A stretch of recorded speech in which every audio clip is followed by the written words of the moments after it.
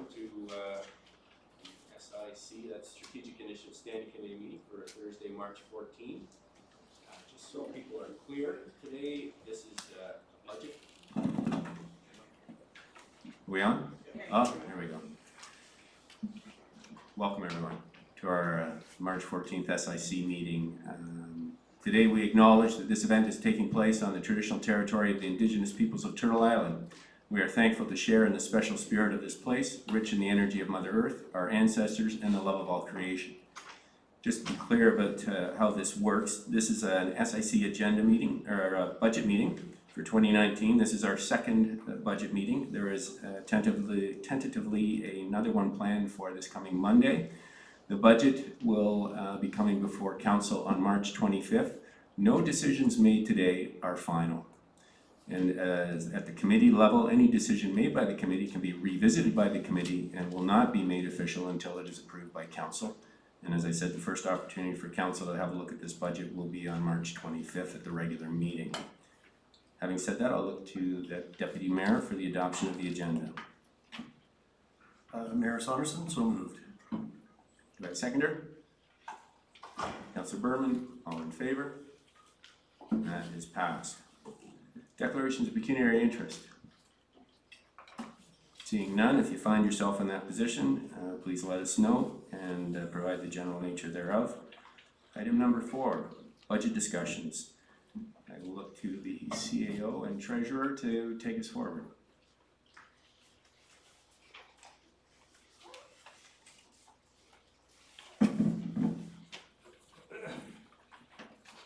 Through you, Worship, I have a very small presentation.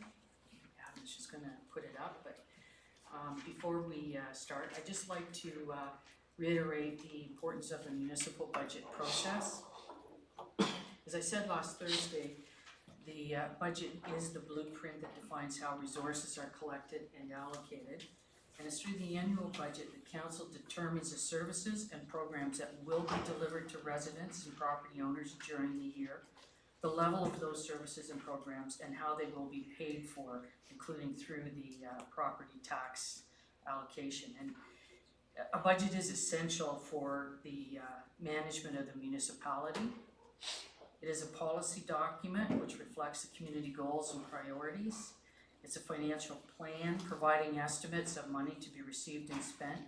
It's an operations guide describing activities, services, and functions. And it's a resource planning guide setting a framework for future financial activities.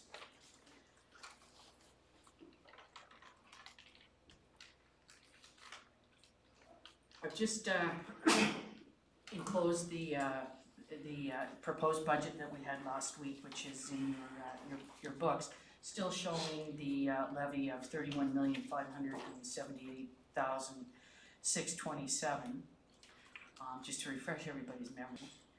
Subsequent to that, we have reduced the proposed budget amount by $100,000 due to the sale of the airport. So the tax levy is now $31,478,000. So with the new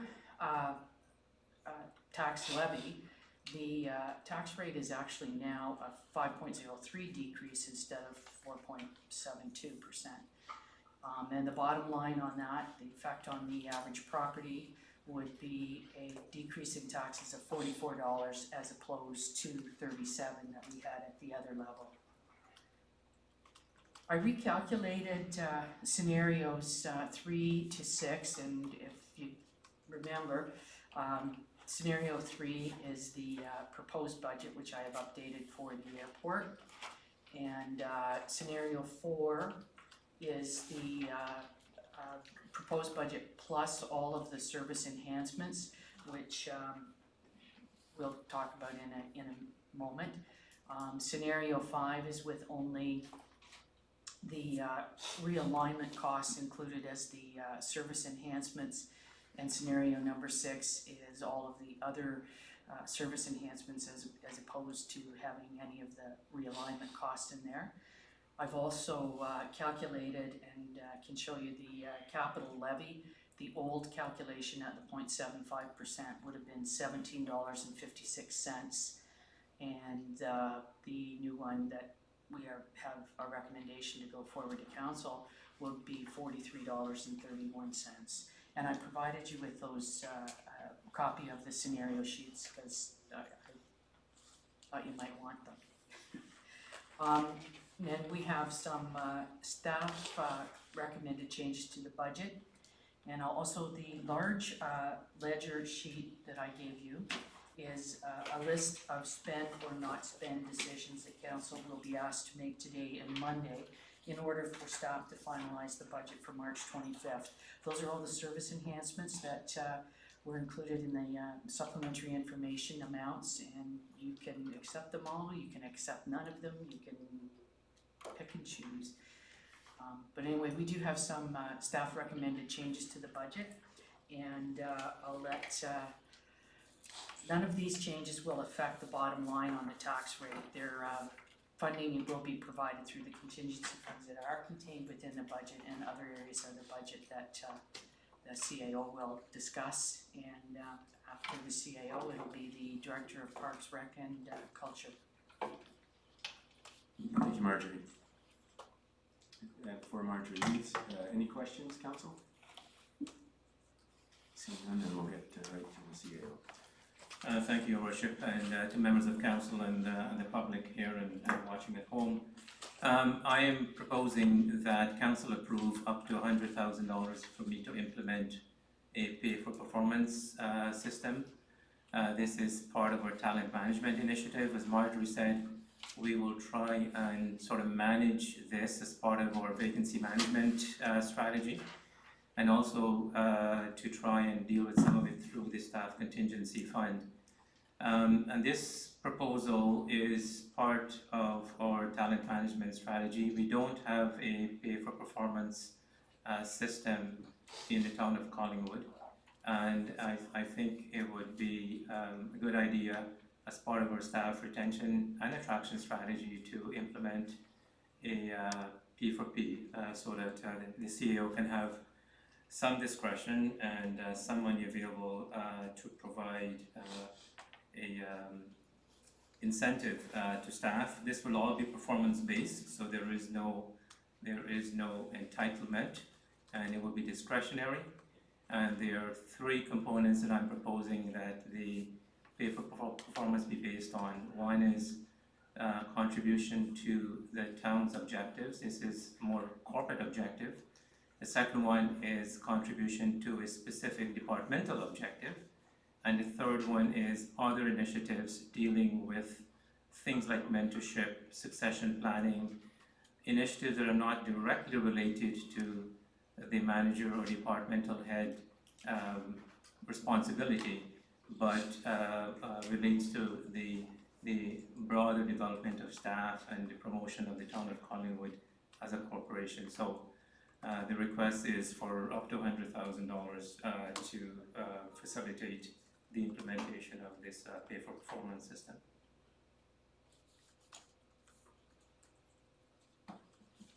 Council, any questions? Councillor Coney. Thank you, through your worship. COM, is this in addition to the restructuring budget request? Through you, your worship, yes it is. Thank you.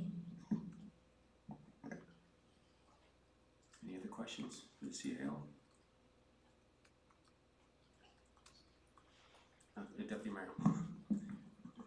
Is this a one-time fee, or is this something that would have ongoing costs moving forward? Well, the intention would be to bring something back through your worship to the Deputy Mayor, to bring this back to council on an annual basis. So this is not something that will carry forward. And also it would not be something that has to be spent. So it's up to that amount of money, and it will be based on, again, on achieving performance metrics. And it would be something that we will have to deal with on an annual basis. So this is not, I'm not recommending that we build this into the base budget. And I should also clarify through your worship that whatever incentive is provided to staff will not be part of their base salary. So it will be one time as well. And that was actually gonna be my question. This is something above and beyond their salary, it's based on performance, so it doesn't get, it's not year over year, it's an annual discretionary thing. That's correct, it's one time. Councillor Hamlin? Thank you. Forgive me if this is the same question that Councillor Comey's just asked, but is the recommendation now from our CAO, is it within one of these 4 scenarios that our treasurer has just presented? No, Okay.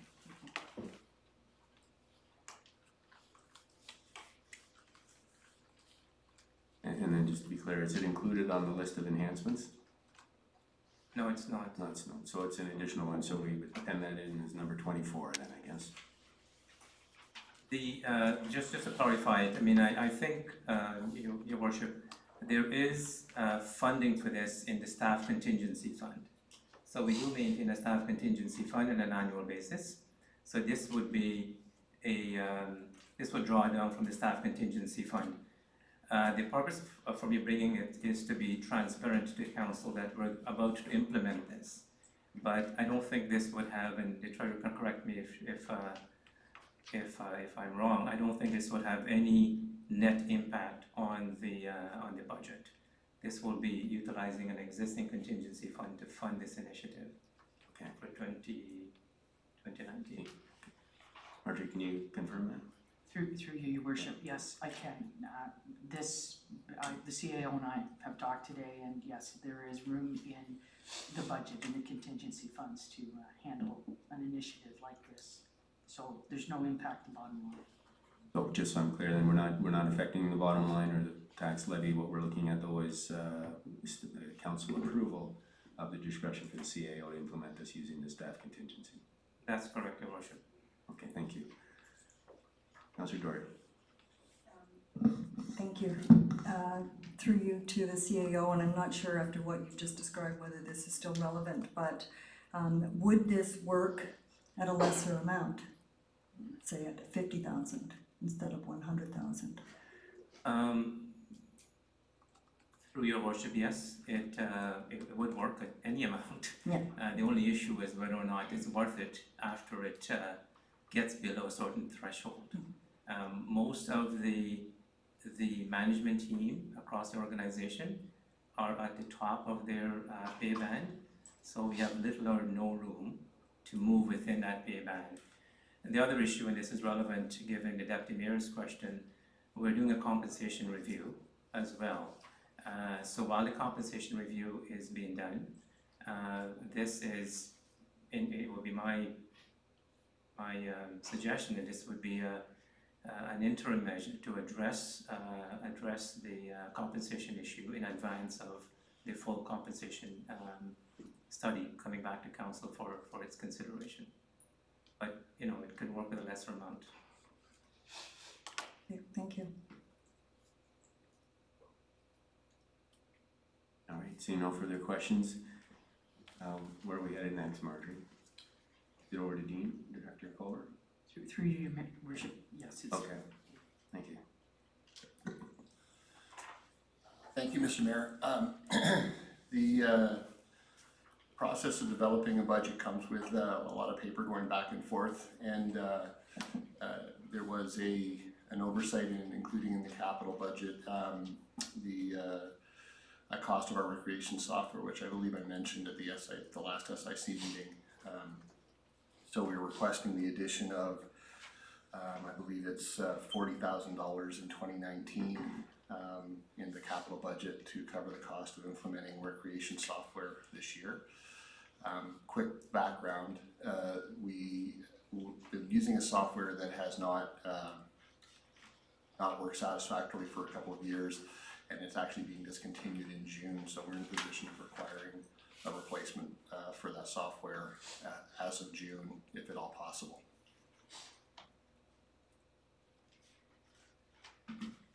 Just so I'm clear, Dean, is this enhancement, is it on the list that we've got before us today?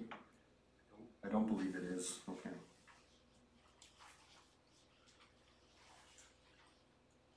Marjorie?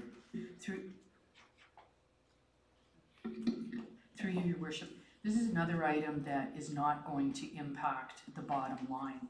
We also have capital contingencies that are specifically there for this purpose. So I believe that this is an informational item to, again, be transparent and let council know what we're going to change in the areas of the budget.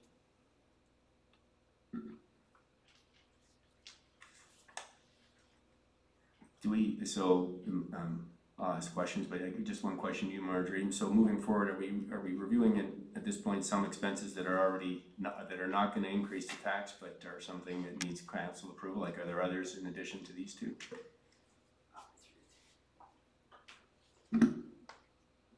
Through you, your worship. Yeah, put that on there. No, these would be the only two that have come to light so far. Council, are there any questions for Director Culver on this? Councilor Matthew. Thank you so much, Mayor Saunderson. Can I ask Director Culver on some of the service enhancements that aren't included? Or would you like me to do that at a different time?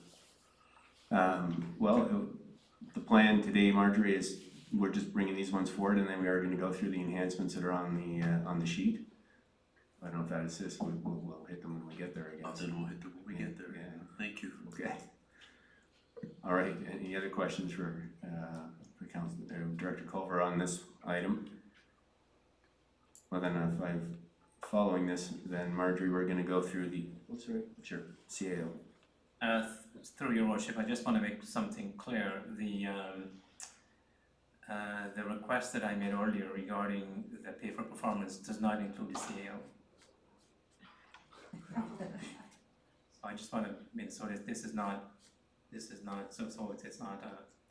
a situation where I'm not in a conflict. So I just want to make that clear. This affects department heads and people above what's called in band 16. It does not include the CAO. Thank you for that. Councillor Doherty. Just because we just came back to that, it just occurred to me, could that pay for performance be linked with favorable performance on the entire budget for the year? So i.e. improved revenues, reduced expenses, positive variances, because of course in the private sector, performance would be based on parameters like those. So, financial improvement. Your worship. On an annual basis, department heads submit their performance plans to the CAO, and these performance plans are discussed and signed off. So the awarding of the performance pay will be based on their submitted and agreed to performance objectives, some of which does include efficiency, and some of it does include customer service and interdepartmental collaboration. But the kind of specific objectives beyond those that you're mentioning, Councillor, I think we can try and include some of that in the current performance plans being developed. But I think it would be a challenge to retroactively apply those objectives if it wasn't clear at the onset. But some of them are included in the performance plans, some of them aren't. Okay, thank you. Okay, Marjorie, I'm going to pass it over to you to talk about the numbered service enhancements that we do have here. And just in speaking with the clerk, I think the approach is going to be that we're going to run through the various service enhancements so that we get an idea of the importance and relativity of each of them, and then come back and maybe prioritize or vote on them so that we're not addressing these things in a vacuum, I think.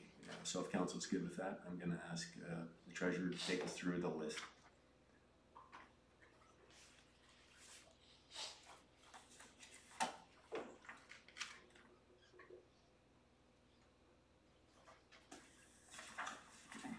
Through you, worship.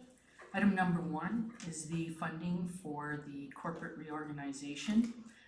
The reorganization realignment itself was approved on Monday night, and at this point in time, we have been started to make the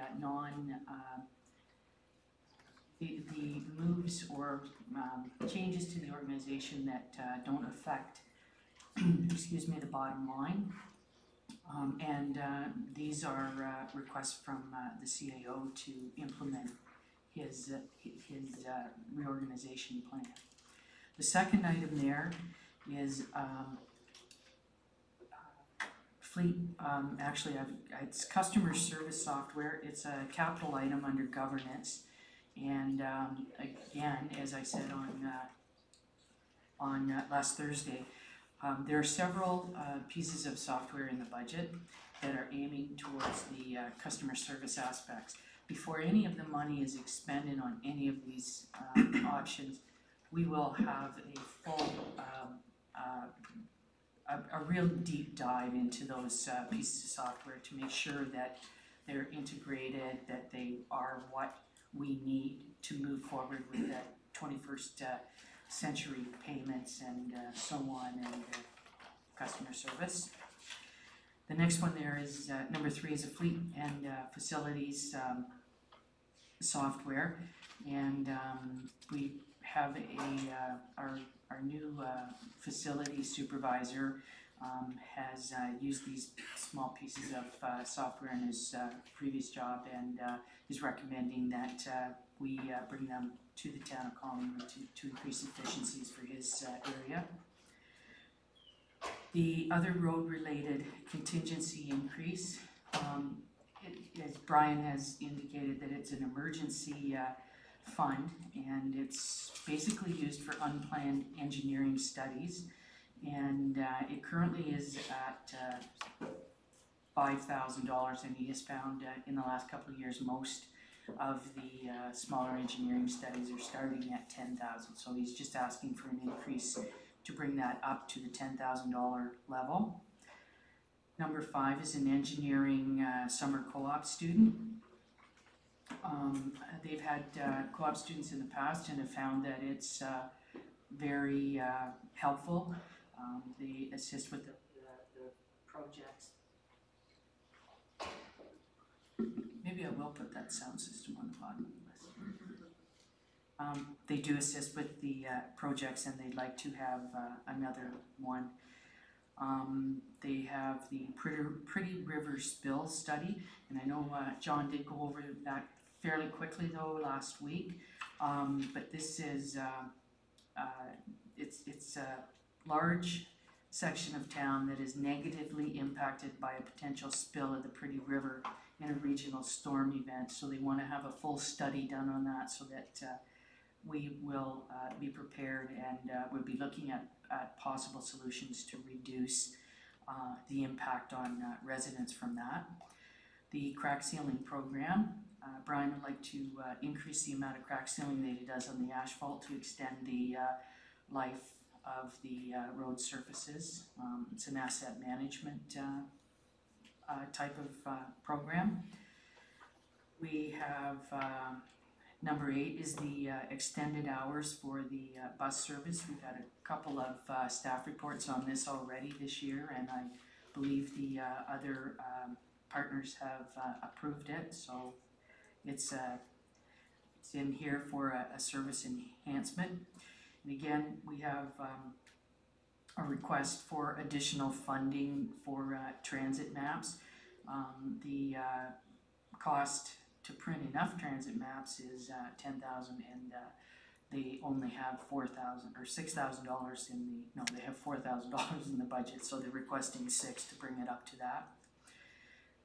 First Streetlight Structural Review, number 10. Again, Brian has indicated that the streetlights are starting to, some of them are starting to look signs of rust, and he'd like to have an engineering review done on that to ensure they're structurally safe, and or possibly to implement a preventative maintenance program on that as well.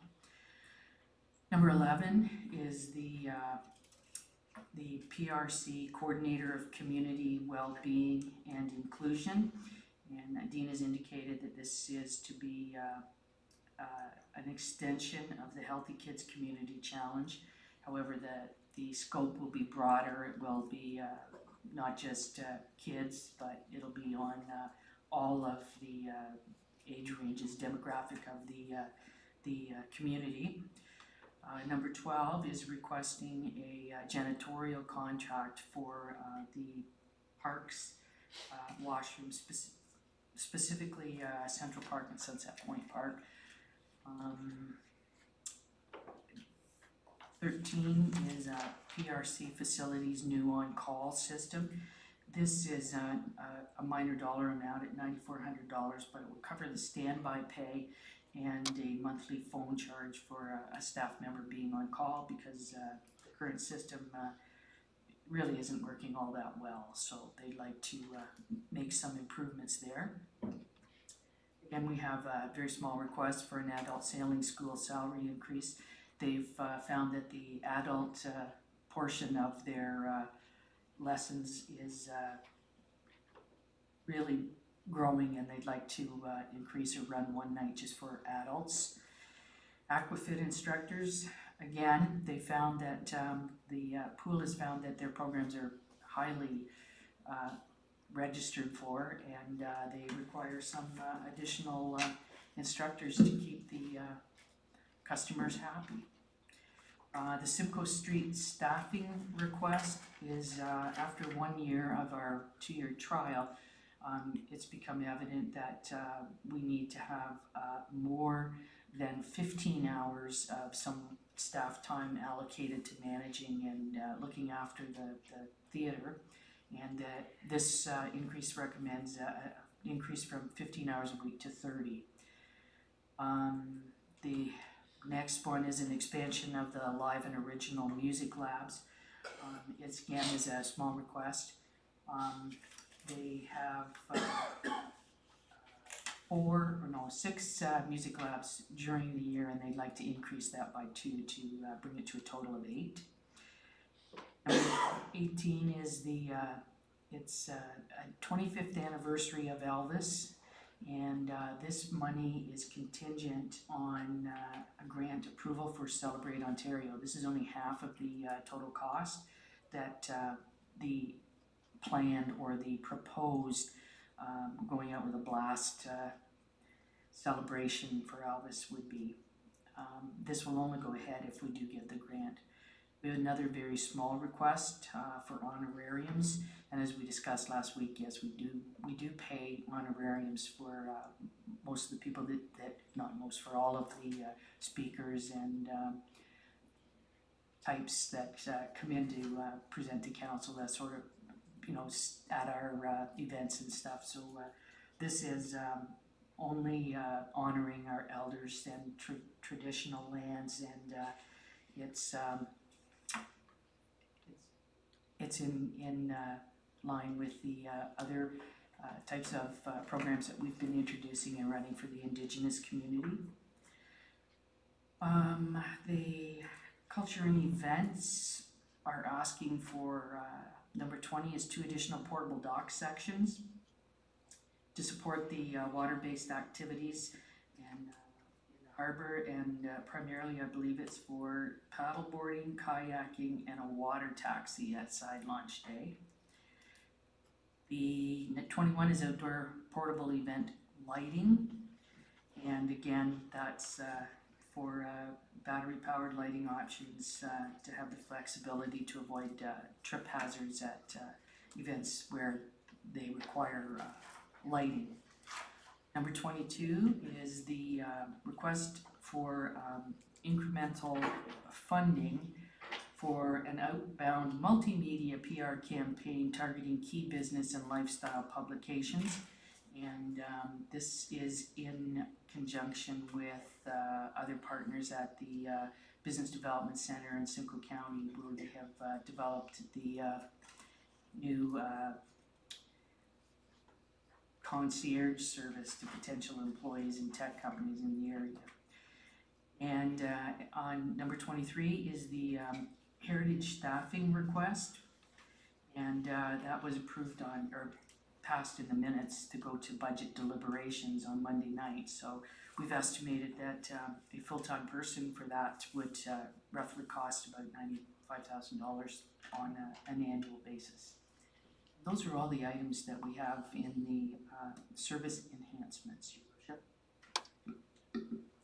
All right, that's not dealing with any of the items on the parking lot that we put over in the last SIC meeting. So council, questions for Marjorie and staff on those 23 items? Councilor Madigan. Thank you. I'll, through you to Director Culver.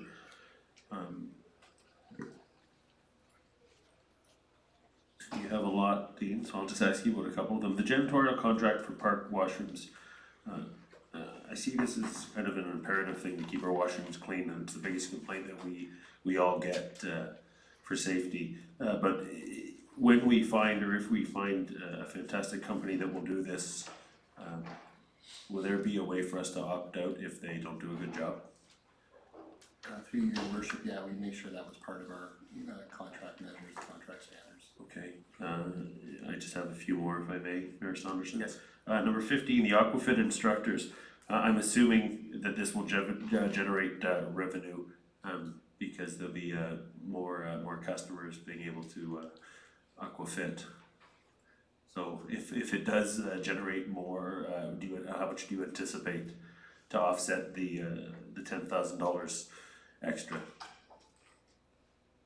Through your worship, unfortunately that's not a number I have at my fingertips. Definitely it will generate more revenues. I can definitely find out exactly what we would anticipate by the expansion of our class and get back to you. Yeah, definitely.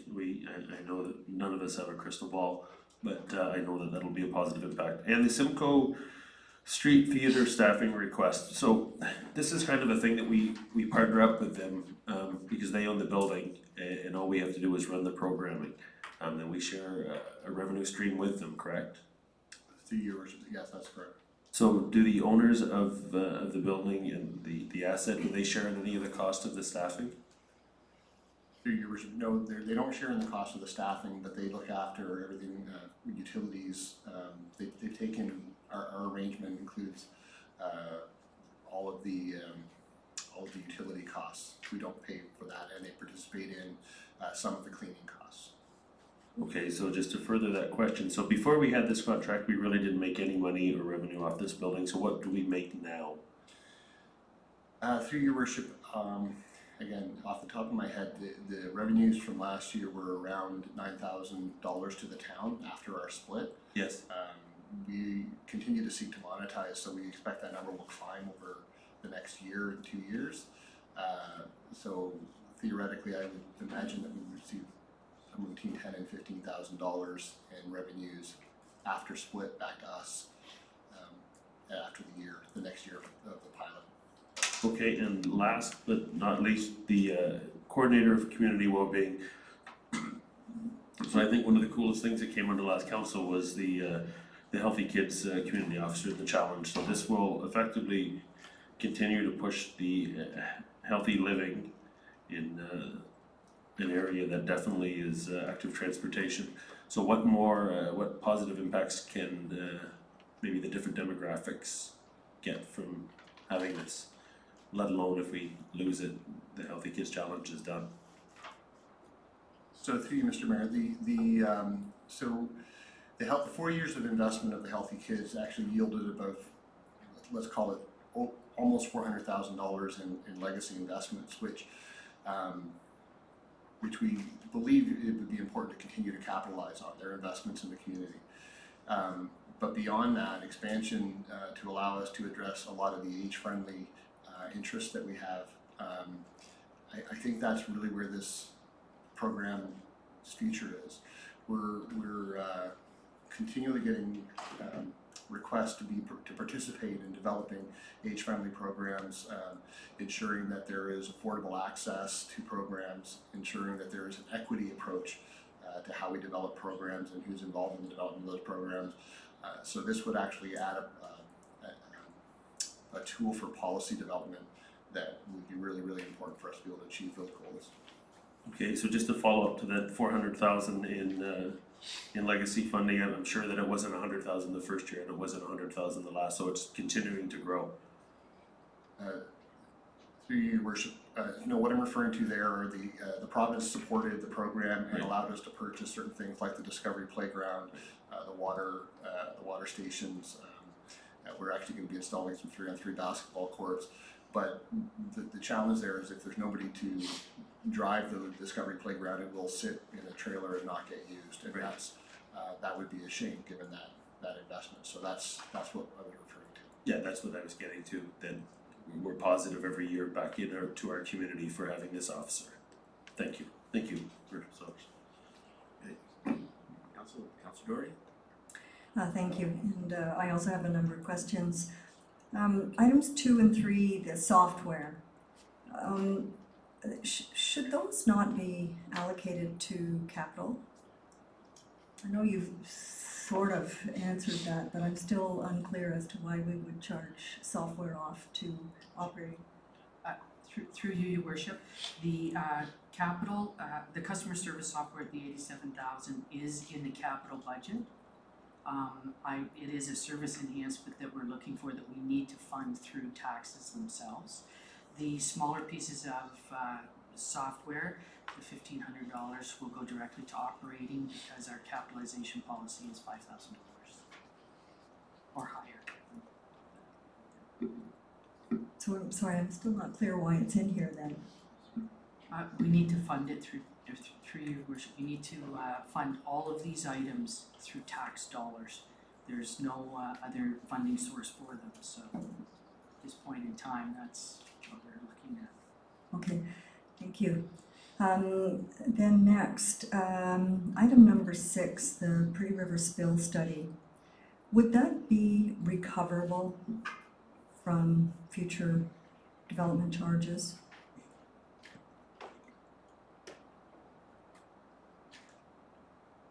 Through Your Worship, that's certainly something we can ask through our DC consultant. It wasn't considered as part of our budget.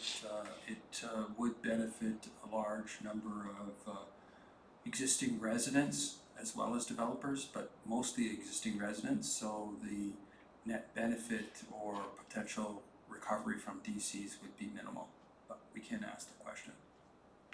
Thank you. And then the second question, just also in that regard, how urgent is that study? Could it be put off for a year, say? Through the mayor, it would be my recommendation not to postpone it as it will benefit a number of existing residents. There's a large area in our official plan that is reserved or what's the word? It's not reserved.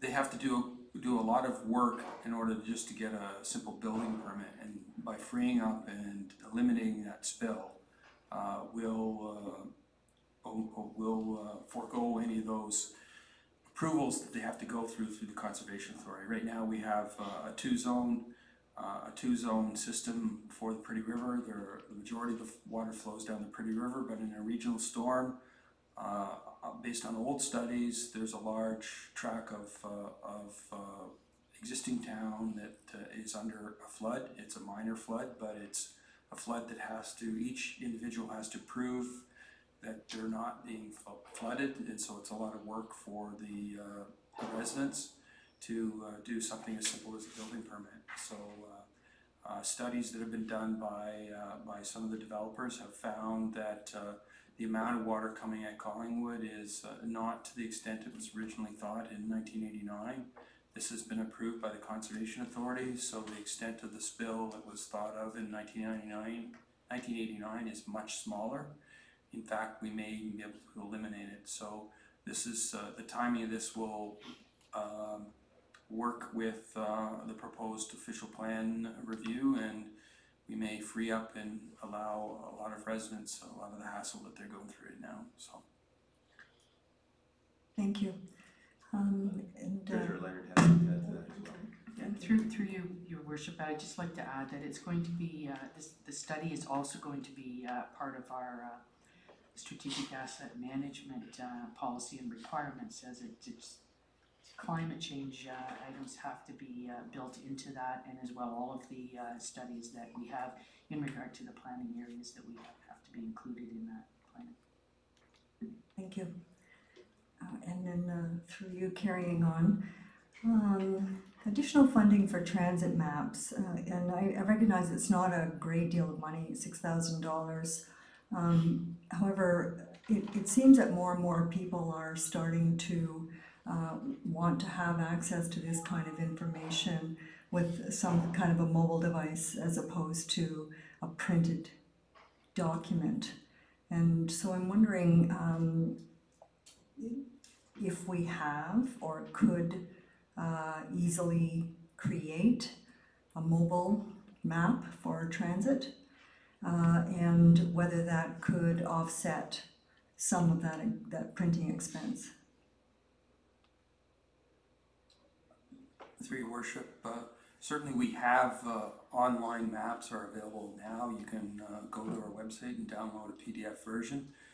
Part of our capital program, we are planning a where's the bus type of app, and locate the bus and tell you when they're coming. So those are in the works. What we find is that that our transit maps are used by transit, but also they're used by pretty well anybody that comes to town and wants a map, and sometimes they still haven't converted to the new way of technology, whether it's Google Maps or an online map, and they look for paper versions. And so some of this has been previously funded through other agencies where they're used more as a tourist map, but they haven't been doing that, and a lot of our maps get used up being handed out through that method.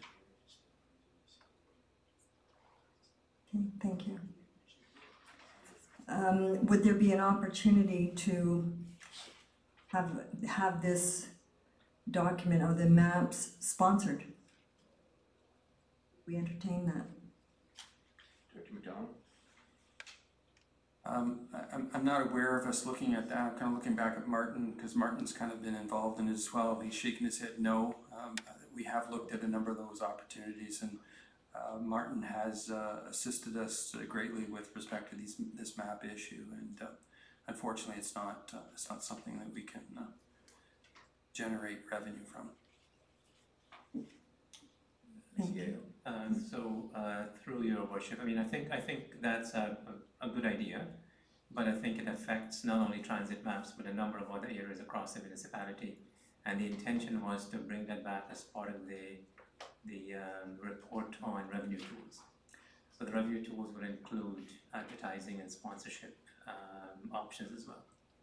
Great, okay, that's good, thank you. Then moving on, if I may. Go ahead, Councillor Doherty. The coordinator of community well-being,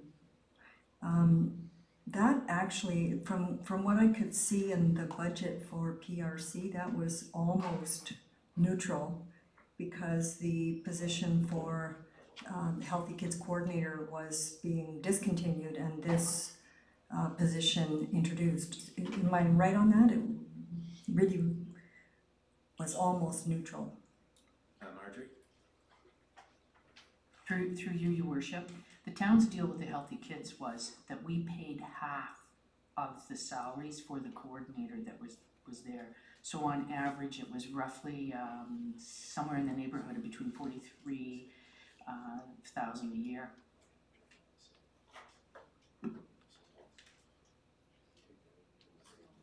That was so I saw a figure, something along the lines of about 60,000 versus this, like a reduction in wages and benefits of 60, and this being introduced at 74, so almost neutral.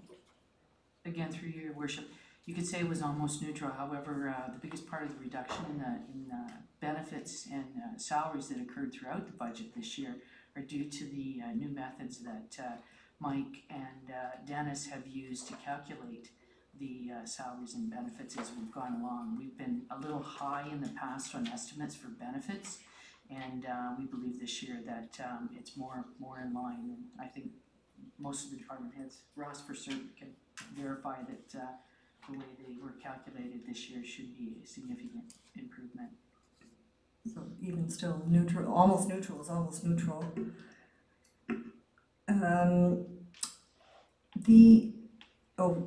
Actually Councillor Madigan asked about the revenue offset for the aquafit instructors. And thank you, that was it for me, thank you. Okay, thank you, Councillor Doherty. Councillor Coney. Thank you. A few questions, please, through your worship. I'll start with Director McDonald. With regard to the structural review for the street lamps, I mean, assuming that's an obvious best practice in terms of safety, but could you just sort of enlighten me as to how that works? Do they have an average lifespan, and then at some point, you know, they're due for replacement? Do you conduct the structurals on a rolling basis throughout the town, or how is that determined? Through your worship, we found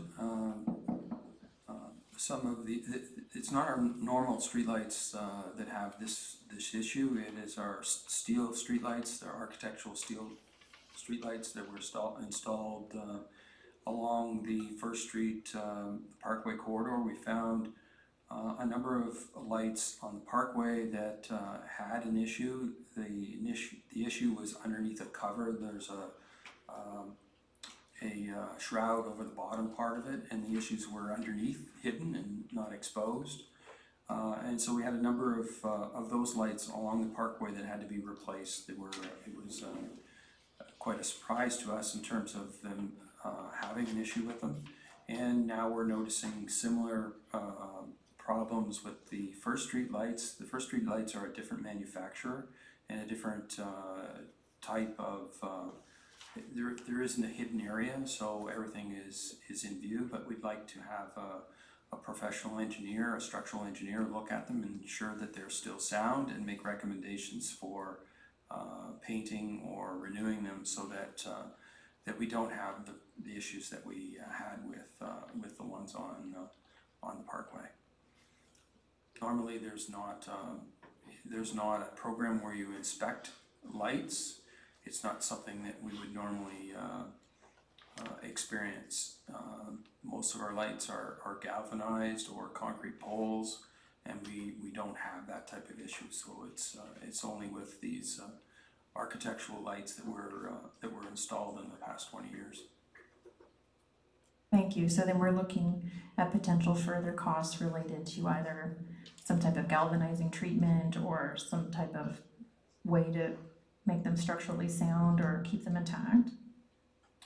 Through your worship, we definitely will be into some future cost. It's just unknown in terms of the recommendations. Certainly my thought would be they are steel with powder coat paint, that you would repaint them. You wouldn't galvanize them, they're black powder coat paint. So it would be my hope that we could be able to sand them, prime them, and paint them again. Okay, thank you so much. If I can continue, through you to Director Culver, please. With regard to the Elvis Fest ask, could you kindly refresh us on it? I know that's an if-then scenario. If we agree to this, then you apply for the grant funding. And then if you could kindly refresh us on what the total ask then will be for Elvis this year? So through you, Mr. Mayor, the total ask would be in the range of $56,000 to add additional enhancements for the 25th year.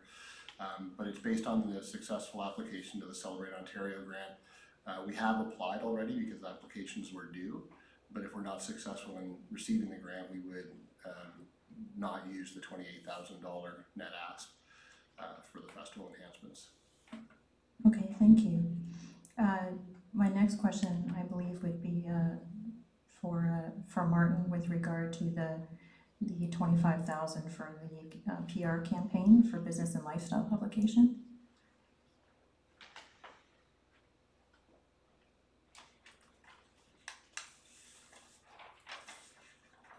Thank you. Could you just refresh me on who we're targeting and what we hope to achieve with that? Mayor Saunderson. This is something that started off earlier last year, meeting up with about 15, 20 core tech companies within the region and really trying to understand what are some of their key barriers to growth. And attracting employees, tech employees, was identified as a key thing.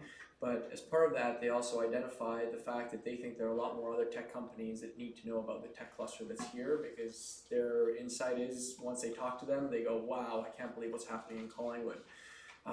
So that really helped business partners at the partners of the Business Development Center look at things and think about this more strategically. We talked with Simcoe County Economic Development. They observed the same thing, so they provided support to that campaign. You can see the foundations of it now at livemorenow.ca. And the concept is really to make sure we celebrate the Collingwood cluster of tech companies that are here. So if you go to livemorenow.ca/Collingwood, you can actually see the 15 companies that represent the tech cluster here, with very specific listings on what are the actual jobs that are available here listed on the website, along with other Q&A options available for people that are interested even in investing here. So that is another option on there. So it serves a dual purpose, most immediately attracting employees, but longer term, hopefully attracting other tech companies to set up over here. What we're asking for specifically with the $25,000 is to continue during the second half of this year, rolling this program out through PR campaigns, hopefully getting some more ink, if you will, in major publications in Southern Ontario, so that we can really start reaching out and changing the perceptions of Collingwood just being a tourism town, but rather a place for great tech companies to set up. Okay, very good, thank you so much. Welcome. I have one more, and I'm actually not sure who you directed. It's with respect to the heritage staffing request. Nancy? My question is, please, was there sort of a cost benefit thought of in terms of training existing staff to fill in the needs for this role versus bringing on a whole new staff member? Yes, thank you, through Mayor Saunderson to Councillor Comey. What we have done in the planning department is that there is one member of our staff who has taken a number of courses, but she's been on maternity leave for the last year, and she's not back till, well, I guess another 3 weeks. But I guess if she is going to be moved more and more into the heritage role, I think, and this is a request that came from the committee, if she is going to be doing that, then who else is going to be doing some of her other duties? So I think that's the question. I'm not sure from my perspective how the department will be organized in the future. Obviously it's not going to be my call, but that's what's happened so far. Okay, thank you. Thank you. Okay, around the table then, other questions? I'm just gonna make sure Councillor Doherty that no one else has, or if they've already asked, then, okay, so Councillor Hamlin. Thank you, Your Worship. I have two questions, or about 2 items, I should say. One is for item number 11, the coordinator of community well-being. Is that for one position or 2 positions? One? Okay, thank you.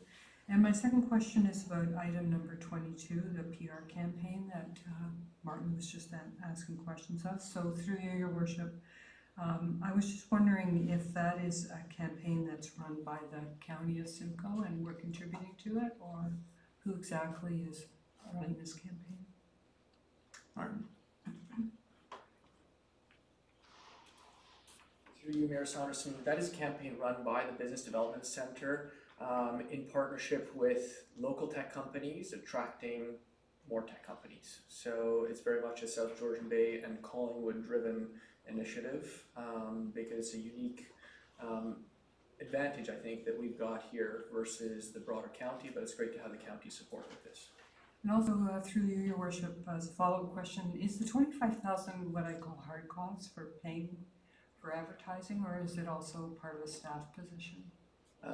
Through you, Mayor Saunderson, there is a part of that that is for a coordinating role to make sure that we have current job postings available there, and actually staying in touch with the tech companies and answering the Q&As that are appearing there.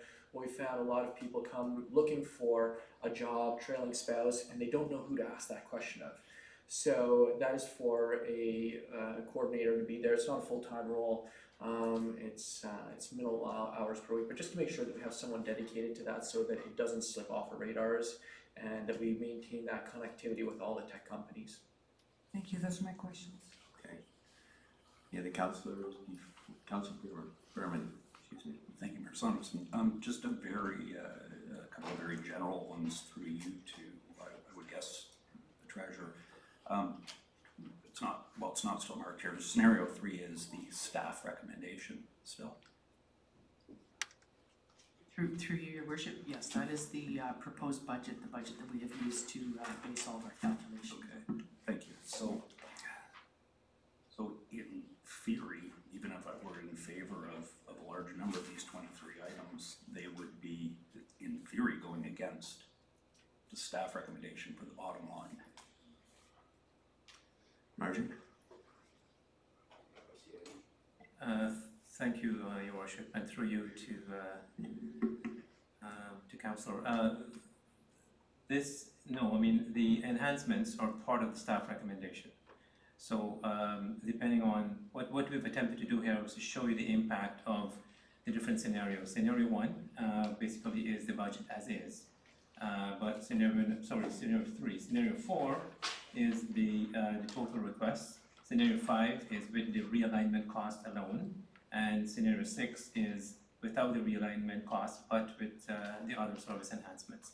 So I don't think it is fair to say that the recommendations that we're coming forward are some of it are supported by staff, some of it came from third party. For example, the enhancement number 23 came from the Heritage Committee. Okay, so thank you. So I do understand that, but I guess my question is, if I was hypothetically in favor of a 1.98% tax decrease to the residents, I would have to vote against all 23 of these. Is there any other mechanism? And I'm not going to pick on Dean, but I'm going to pick the lowest number on here, number 14, the adult sibling school. So that's $1,000 on top of a $10+ million budget. Is there no mechanism to just ask for that to go and find that within the existing budget because it's such a small amount? Thank you, Your Worship. It will be up to Council. If Council is directing us to go back and find efficiencies, we certainly will. But in my introductory comments on the budget, I did indicate that we actually went through the 2018 budget with a fine-tooth comb to try as best as we can to find any efficiencies before we look at services enhancements. The other point I'd make, Councillor, is that if we were to take some of these small items, it's cumulative. So $1,000 here, $1,000 there might seem small, but it does add up. And given the nature of the departmental budget, asking them to absorb 1,000 item could be significant. But it's up to Council. If the decision is to go back and find efficiencies, we'll do that. But it would be a challenge. Okay, thank you. And I just used that one because it was the smallest number of the 23 items. Thank you. Deputy Mayor. Thank you. Perhaps through you to the CAO, specific to number 23, the heritage staffing request. I'm going to preface my comments with generally stating I support this. Where did the figure of $94,930 come from specifically? That would be, through Your Worship, that would be our estimate of salary and benefit for one FTE based on market rates.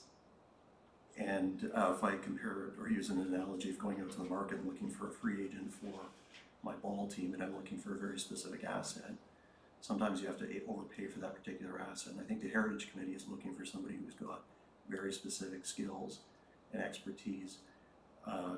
Is there some assurances that if we go out to the market, we're going to be able to get that expertise?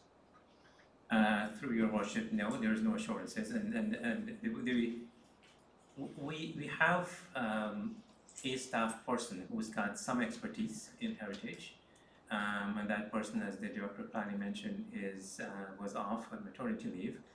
The other point I'd like to make as well, Your Worship, through you to the Deputy Mayor, is that the new planning director has expertise in heritage planning, and that was one of the things that we look at when we interview candidates because of the importance of heritage to our downtown. So we've got an additional resource that we can bring to bear on the heritage conversation if we need to, in the absence of a permanent, full-time new position. Maybe final question, sort of looking at it from both sides. Is it the intent to hire somebody that brings skill sets, and as we know, the pressure is on that particular department with growth. They're going to be having to look at some creative ways to be able to meet the market demand. Is there latitude to be able from time to time draw upon this expertise for other areas of the planning department, and or is there ways to ensure that if we're hiring somebody exclusive for heritage, that all of a sudden they don't turn into a planner for other things? Through Your Worship to the Deputy Mayor, I mean, I think it would be the former. The intention would be to go to the market to recruit someone with heritage skills, but I think it would also be prudent for us to ensure that that person can provide support to the planning department in other areas. So they will have the heritage skills to bring to bear, but I would certainly recommend to the Director of Planning that this individual be available to provide support in other areas as well.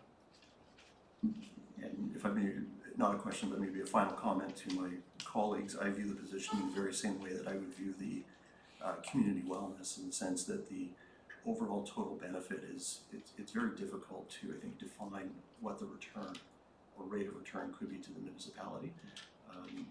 But I do think that probably there are a number of programs, a number of opportunities that we're not being able to fully exercise and pursue simply because resources are so stretched, and that's an area of attention that could deserve some attention, so to speak. Through Your Worship, if I can just make one comment in response to that. I mean, I think I would agree with that recommendation. I think the one thing I would caution is that if we go out and get someone, that we don't see this person as their sole responsibility being 100% heritage-related issue. I think staff has to have the capacity and the flexibility to be able to deploy that resource in areas where it is necessary, rather than simply being 100% dedicated to heritage. So I would agree with the Deputy Mayor that that flexibility should exist. Just if I can tug on that thread, just with respect to all of the potential contracts or new employees' positions, Marjorie, can you just confirm that these numbers are annual figures, and obviously if there's slippage in terms of when we get the job advertised and when they're hired, although it may be less for this year, but in incoming years, it will be an increase carrying forward? Through Your Worship, most definitely the heritage position is sitting in there as a full-time, full year. The well-being coordinator is also sitting in there at a full year. However, I believe we have a contract in there that we didn't put in the operating budget, so it is actually, this is actually an annual amount, and this is what we anticipate we will be paying for the wellness coordinator, the 75. Thank you. So moving forward, unless I know Councillors Doherty and Madigan had second round questions, so if everybody is asked who wants to ask, then I will look to Councillor Doherty. Thank you very much, and I apologize. I should have asked this the first time around, and picking up on the discussion of the heritage staffing request, we're adding one full-time equivalent in 2019 because we have an individual coming back from mat leave who happens to have good heritage expertise. Is that correct? So we're already adding one? Through Mayor Saunderson to Councillor Doherty. What happened last year was that we did try and fill a one-year contract position and hire a planner for a one-year contract. Unfortunately, we simply weren't able to hire anyone for a one-year contract.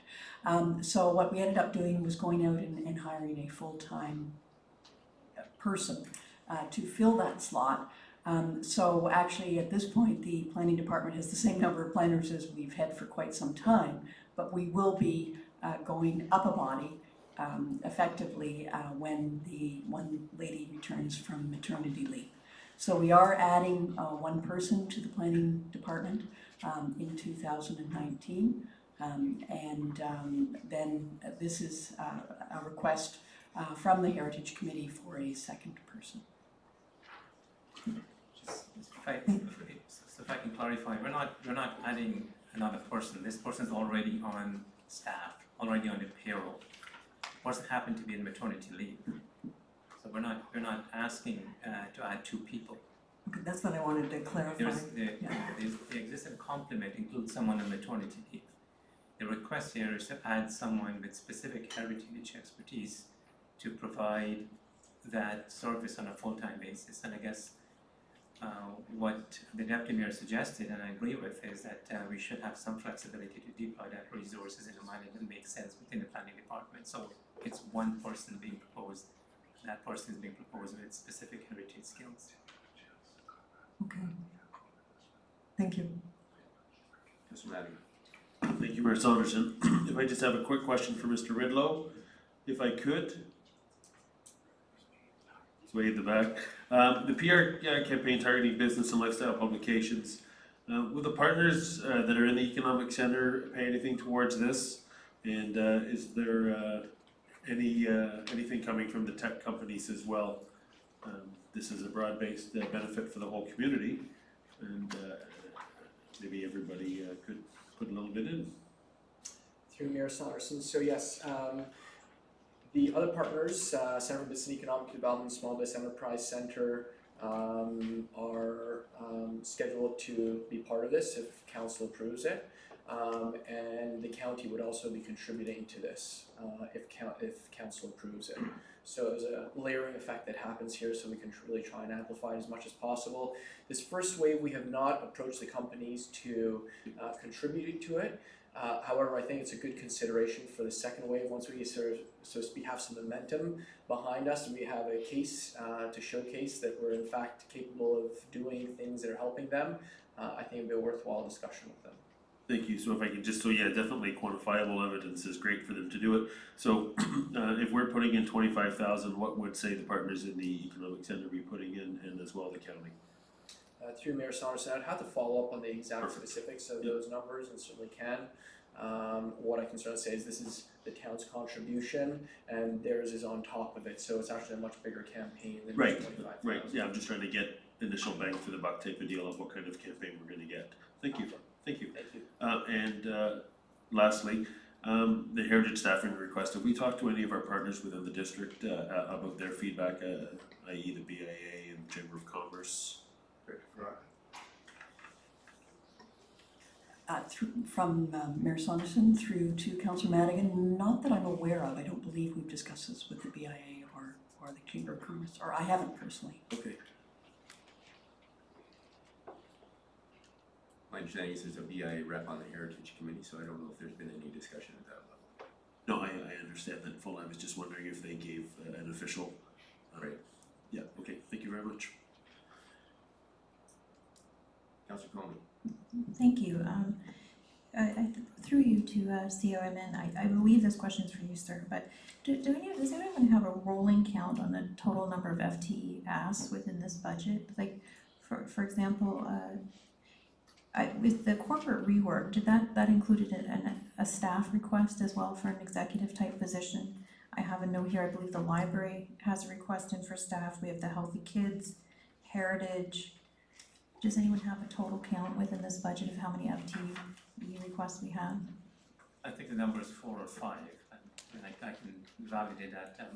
I don't know, the Treasurer, you have a specific number? Through you, your worship, we have actually included a potential 4 new full-time positions as a result of the corporate reorganization for a total of addition of 8.7 FTEs. So that would bring us from 219 to about 228. Thank you. Marjorie just as a follow-up, that doesn't include then the heritage staffing? Through you, your worship, no, it does not.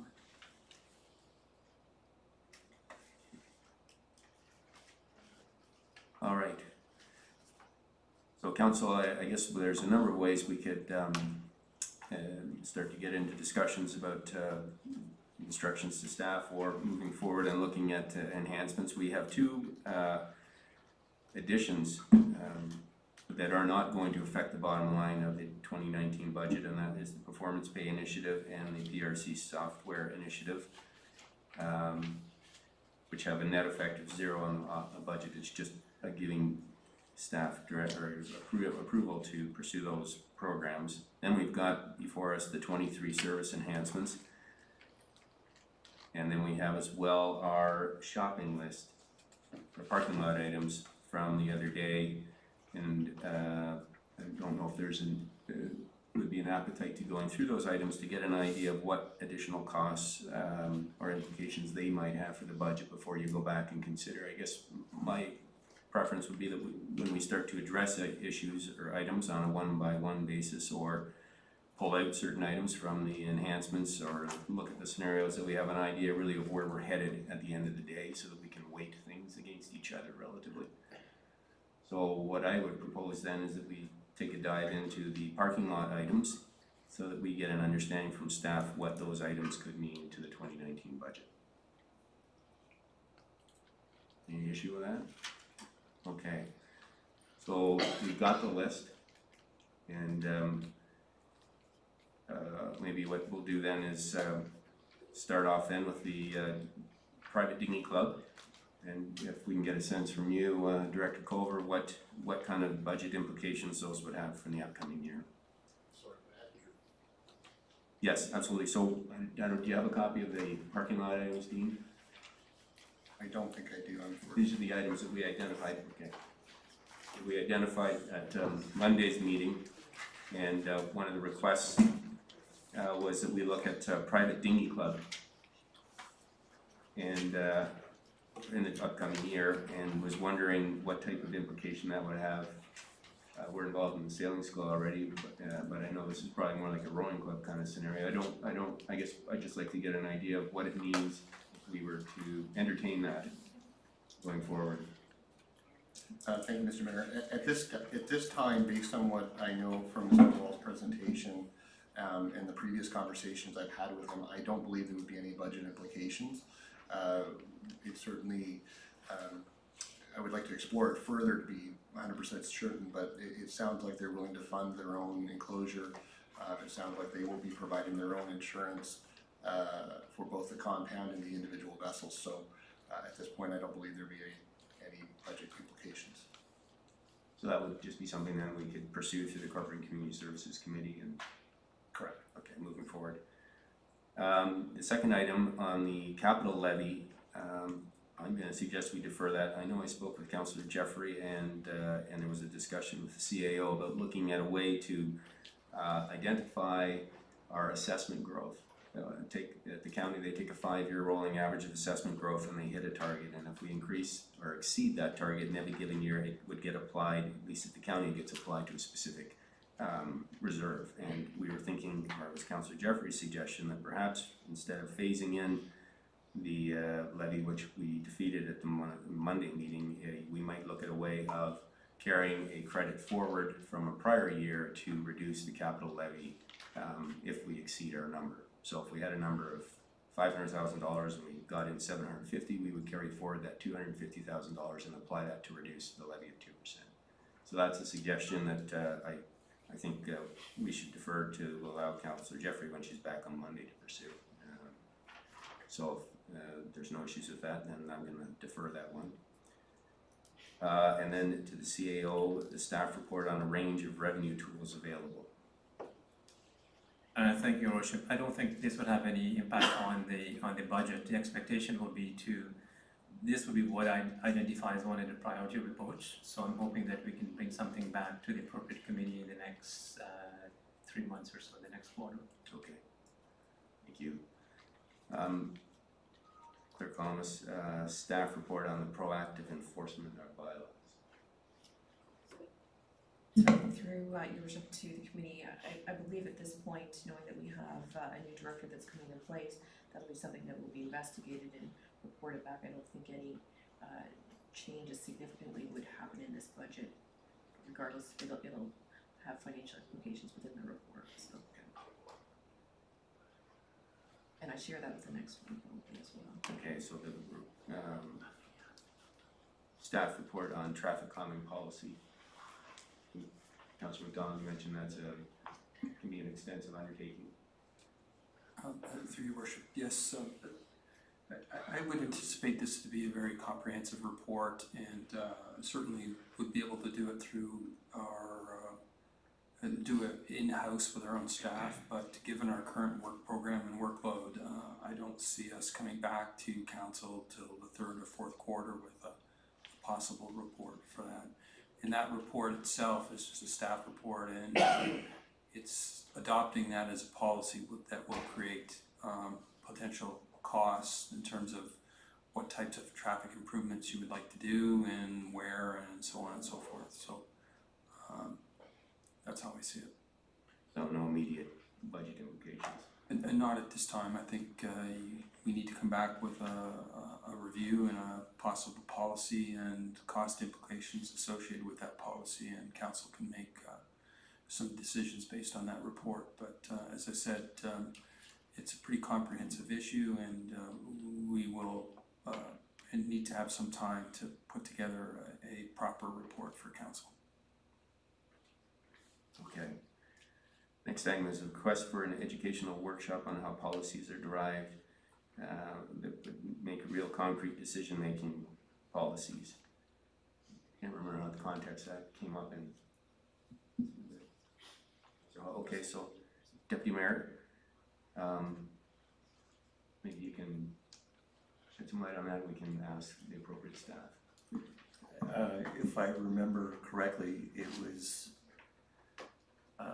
in the context of discussion regarding sidewalks, etc., the evolution of our sidewalks within the community, and I think I had reached out to staff asking if we could just have a very high-level comment specifically on a number of areas as it related to projects that they were proposing. Neighbor Street comes to mind, for example, and then I think from there I made a comment at the table to the effect that it would be nice to simply have a workshop, perhaps for this council, to maybe talk about the planning process, that if you start with A, how do you get to Z or Z? Okay. And Councillor McDonald, or Director McDonald, I think would be similar then to the traffic calming study. Would be a staff, we'd be pursuing that internally. There wouldn't be any budget implications on that initiative. Certainly, but if I understand the concept, it may be involving more than just the Public Works Department. I think the concept is, how do you deal with issues townwide? Okay. If I'm correct. Thank you, Mayor. Maybe a nice to have.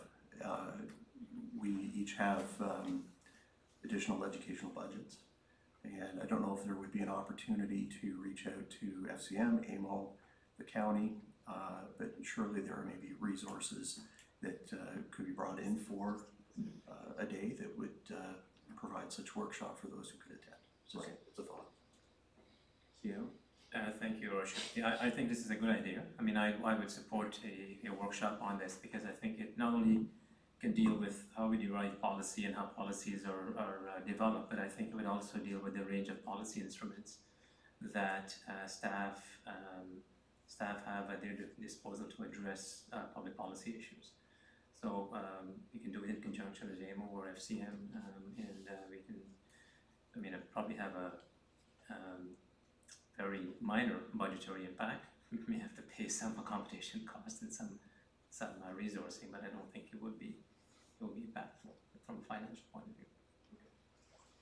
view. Councillor Hamlin. Sorry, I just wanted to make a brief comment on the traffic calming policy. And that was at the time that that staff's considering an RFP for our OPA review, that some thought be given to whether this kind of thing could be included as one of the things to be addressed in our OPA review. I'll leave that as a comment.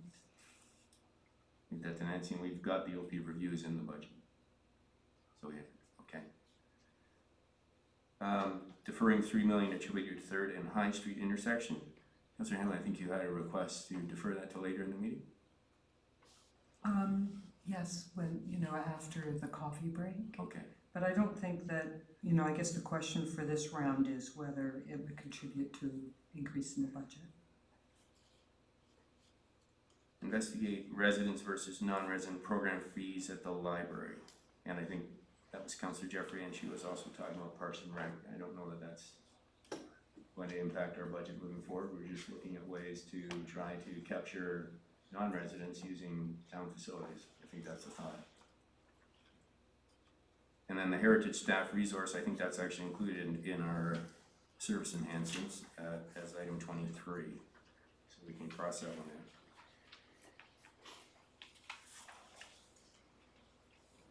All right, so based on where we are now,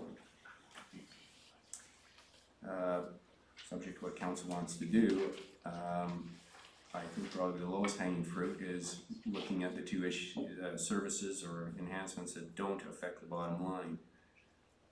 So if council would like to look at motions to either approve or not approve those requests, they are. Councillor Hamlin? I would bring a motion to approve both those items. Okay, do I have a seconder? Councillor Doherty, any comments or questions? No, seeing none, then I will call the vote then. And these two enhancements, just so everyone's aware, is the performance pay of up to $100,000 and the PRC software expenses. I will call the vote then. All in favor? That is carried unanimously. That is a recommendation that's going forward in the budget discussions. Now, with respect to the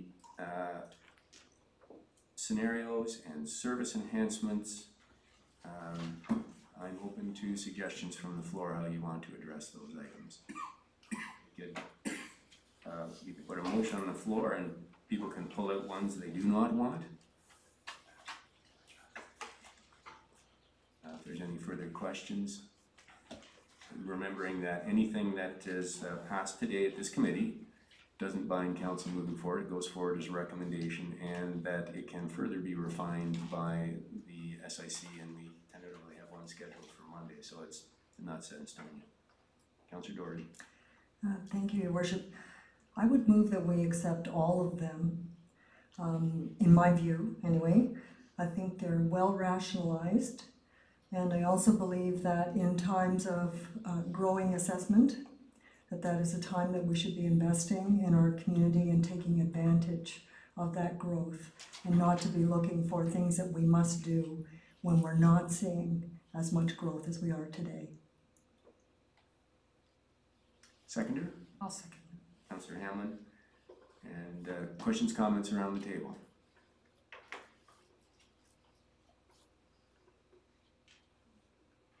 Very quiet. Before I call the vote, I just point out that this does not include the capital levy. So the capital levy is a discussion on top of that. So the 2% proposed right now would be in addition to the implications of passing all of the service enhancements as set out in scenario 4.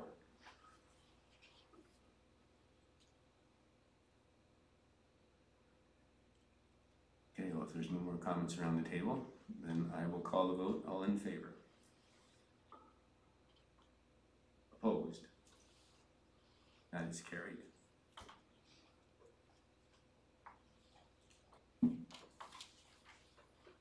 We're at 5:30, and are there any steps we need to take in terms of the parking lot other than the one item that's been deferred?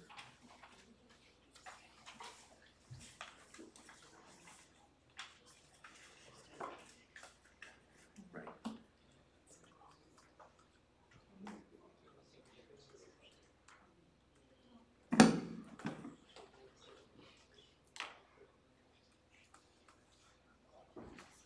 Exception of the capital levy and the deferral. I think that they were going to come through staff reports. Okay. So with respect to the parking lot items, with the exception of the capital levy, which is yet to be dealt with, and the deferral, for High Street, 3rd and High Street. Based on our discussion, these are all things that would come through the appropriate standing committees for in the form of staff reports. So if we could get a motion to instruct staff to prepare the reports and bring them through the relevant committee. So I've got Councillor Berman and Deputy Mayor. Questions or concerns, Council? Seeing none, then I'll call a vote. All in favor? And that is carried.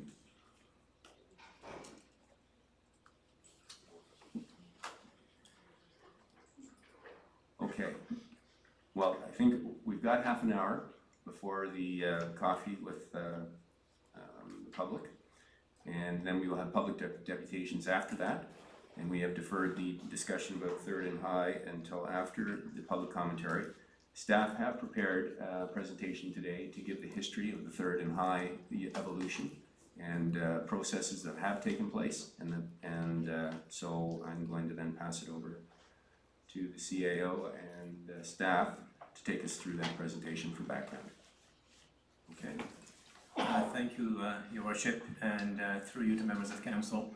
There has been a fair amount of conversation and discussion about this request that's in the budget. There is a history to this file, and I thought before council makes a decision on it, it would be appropriate to have a presentation and a chronology of what has happened to date on this and how it relates to either existing approvals or pending approvals. So Nancy and Brian will speak to this. Nancy will do a quick presentation, and then we'll entertain questions from members of council. Please.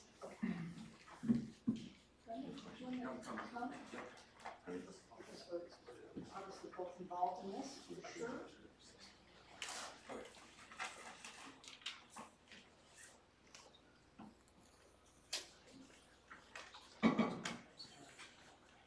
Deputy Mayor. Sorry, just before staff proceeds, just so the public are aware, this is just to confirm, this is being streamed, so if they want to watch available later, they can. Public manager, person. Sorry, exactly. Yes, it is. Perfect. Thank you, Mayor Saunderson, and Brian and I have put together some background information just because we thought that it would be helpful to council in their deliberations over this matter.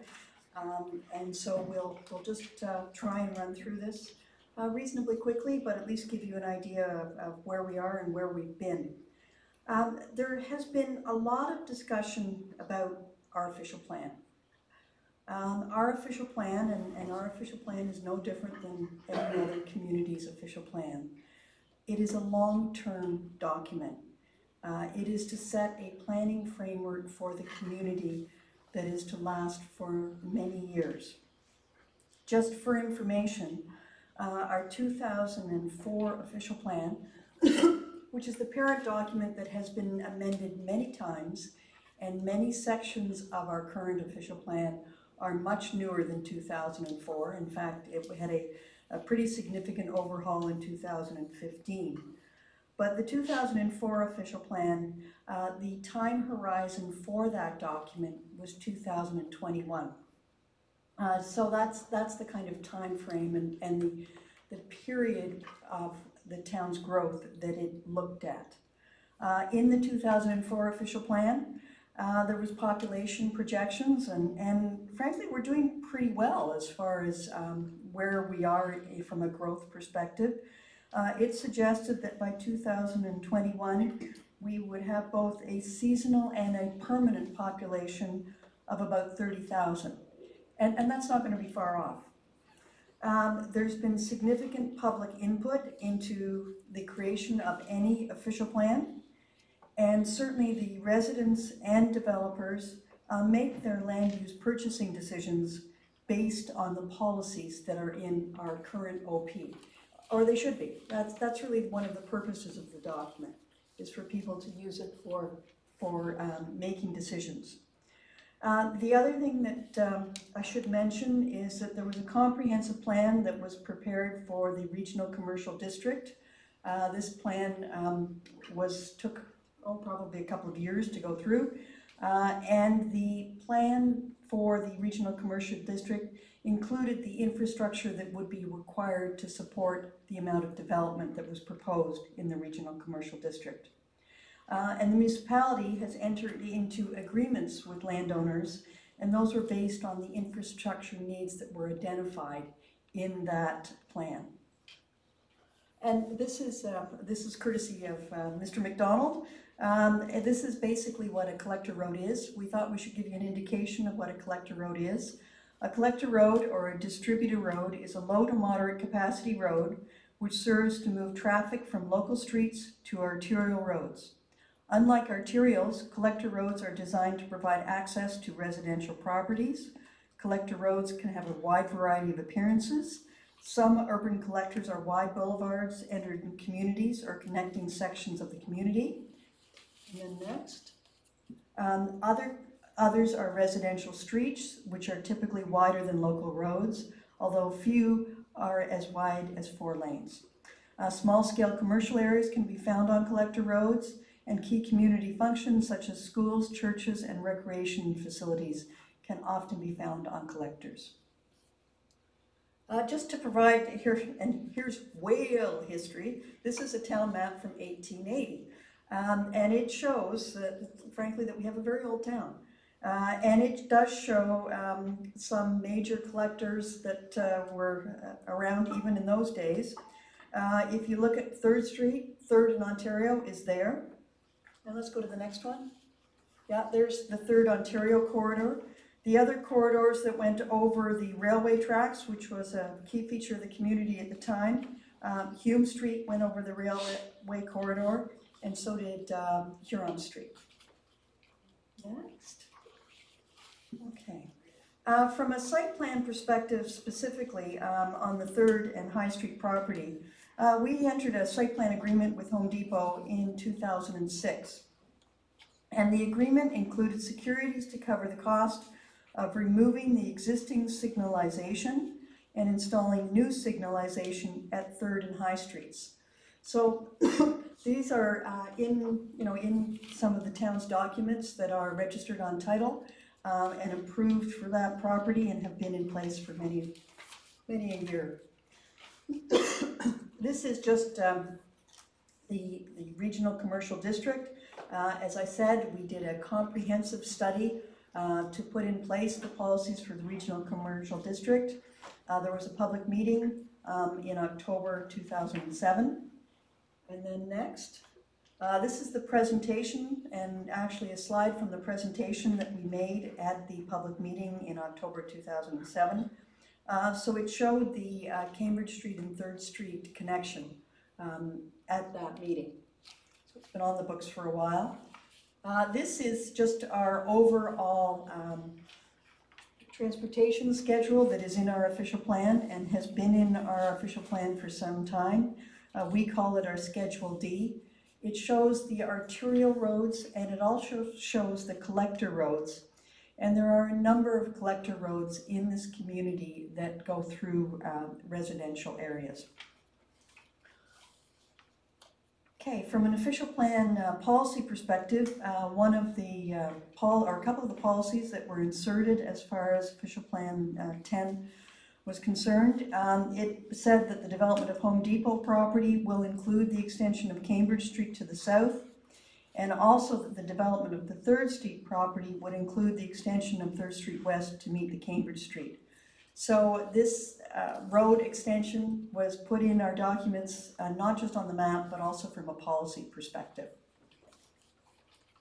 Some of the other things that we've done over time, we had an environmental assessment for High Street. The environmental assessment for High Street was in 2007. As part of this process, we had 3 public information nights, November 22nd, 2006, April 19th, 2007, and then the final presentation was on June 2007. The Class EA, the next map on showing the Class EA, it did affect all of High Street. The Class EA did indicate that there was to be lights at this intersection, and it showed the 5 lanes and High Street being widened to 5 lanes and the lights at this intersection. So that's the 2007 Class EA. Next study to come along, and to be clear, there's been a number of transportation studies that the town has done over time. The latest one, and as I believe everyone knows, I think there's some money in the budget to update it this year, but the 2012 transportation study did identify this intersection as being at level of service F by 2020. So it did show that this intersection was going to be significantly compromised by that point. The next applications that we dealt with were the specific applications for the plan of subdivision and the zoning bylaw amendment for the RCD property. And the zoning bylaw amendment, we had a public meeting on July 20th, 2015. And at that meeting, there didn't seem to be, concerns were not raised about the intersection, but certainly at the intersection at that point was already established in some of the agreements that we had. And I'm sorry, I admit the draft plan of subdivision is a little hard to see, but what the draft plan of subdivision shows is the extension of Cambridge Street to 3rd Street. And certainly that was part of the meeting that we had in 2015 and is now, then we issued conditions of draft approval in 2016. And I think I'll leave it there. Is that? Okay. All right. Brian is certainly the traffic and transportation expert, and he can certainly answer any questions that council may have. But that's just a quick run through of the history and sort of how we got to where we are at this point. Thank you.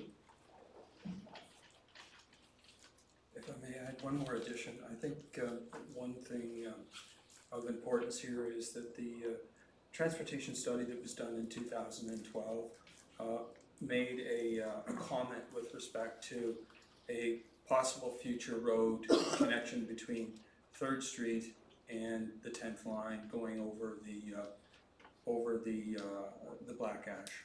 It was not a recommendation, it was a comment with respect to a possible future connection, and it was well beyond the scope of the study in terms of it wasn't necessary in terms of the planned growth that was anticipated within that study, and it did suggest that property be preserved, but sorry, let me just give me a second. I'll read it. The extension of 3rd Street, that property should be protected in this corridor. So we have not done anything further than protecting property. If there is a road to go or an extension, it must go through all the full public process. It's going to be part of an official plan amendment. It'll be part of an EA for crossing of a creek, and so on and so forth. So there's no intent to put a road. We've just preserved the possibility. There are plans of subdivision that are in place, and without ensuring that there is that future possibility, that whole issue would be lost. So there isn't really a plan for a road. It's just we've preserved a potential corridor.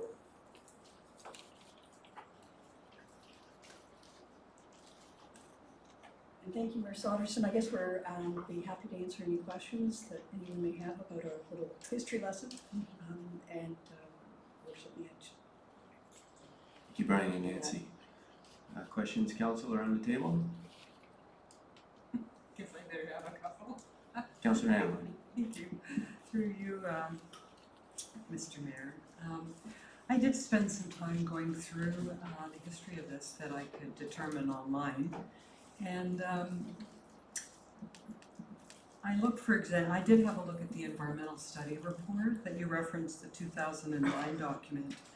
And what that EA was doing, as I understood, and I will have a question here, was examining High Street because it was recognized at that time High Street wasn't living up to what it needed to do in the community.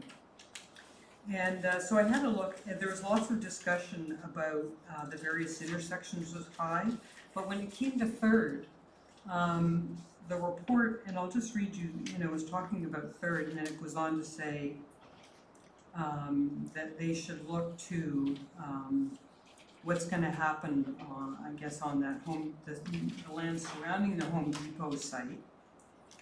And then this concept has been revised, so it's desirable to wait until development plans have been finalized before making specific recommendations for the intersection. Given the projected through traffic on High Street, a minimum 5-lane cross-section should be constructed on High, and 3rd Street approaches should be have designated left turn lanes if the intersection is to be signalized.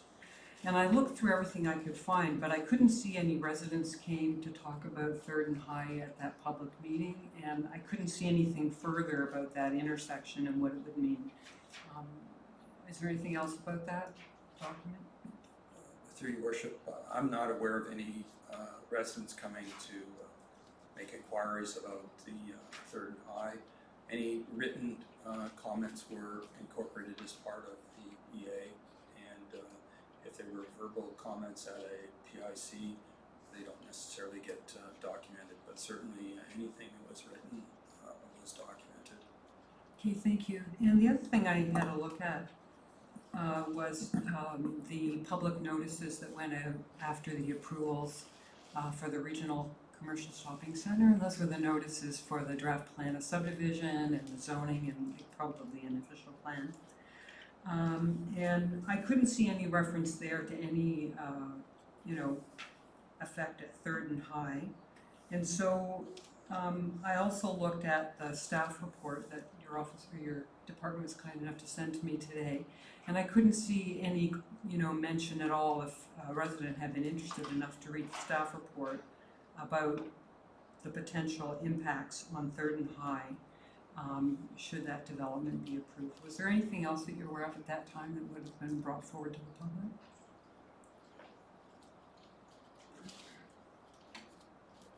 What I am aware of through the mayor to Councillor Hamlin was that it was certainly emphasized in the presentations to the public that we were extending the Cambridge Street down to 3rd, and I do believe I can read it again that there was some indication in the staff report that there was going to be an extension, but I'm not sure that there was in the notices per se.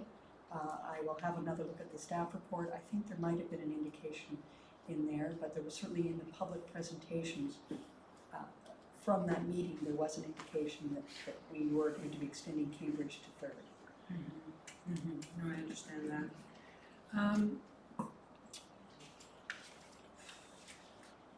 So I had asked staff to make a few plans available, and I was wondering if we could, maybe if you could put up again the OP map, is it D?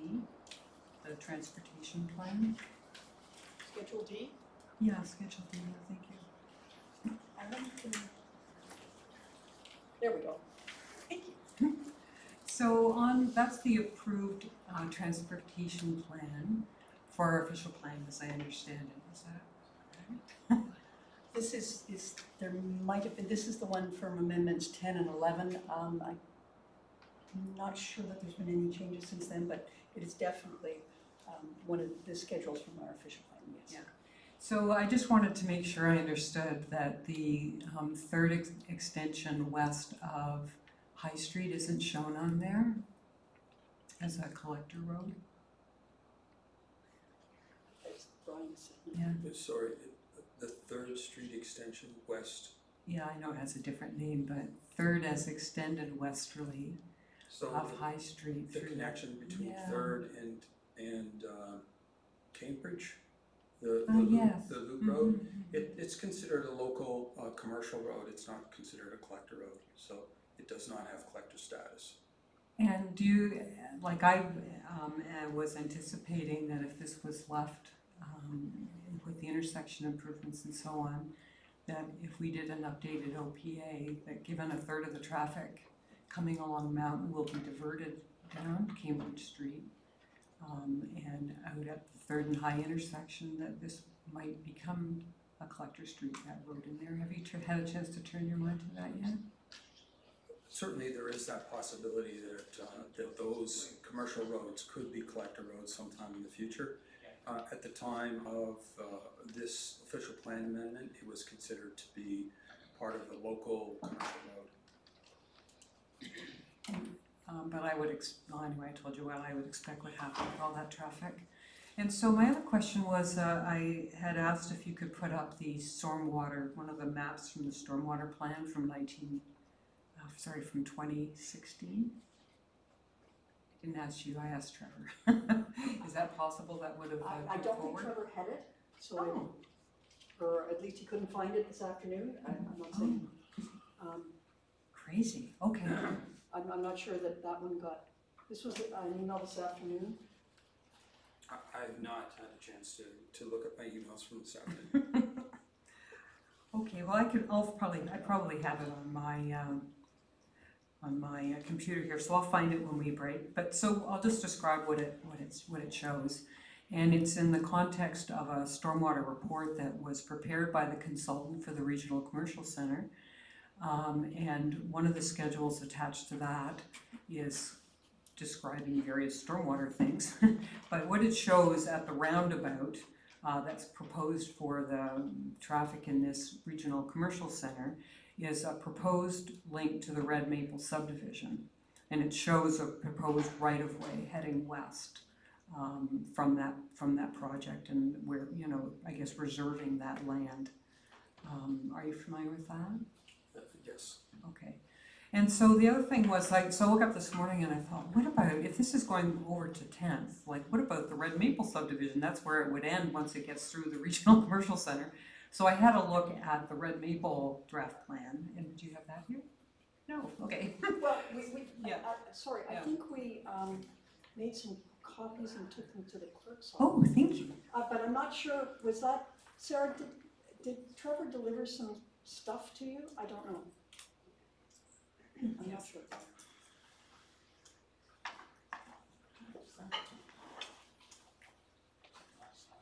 I don't know.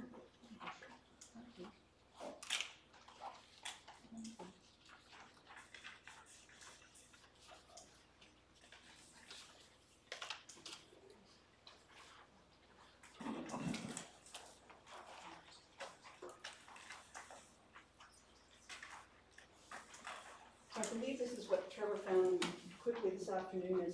I'm not sure what time to find any more things, but. Oh, thank you. That's exactly what I wanted. So thank you. So this morning with coffee in hand, I ran to my computer and I looked at this. And so what I could see, and I just ask you, Mr. McDonald, I see on Street A here, which is the main road east-west through the Red Maple subdivision. It starts at 10th line.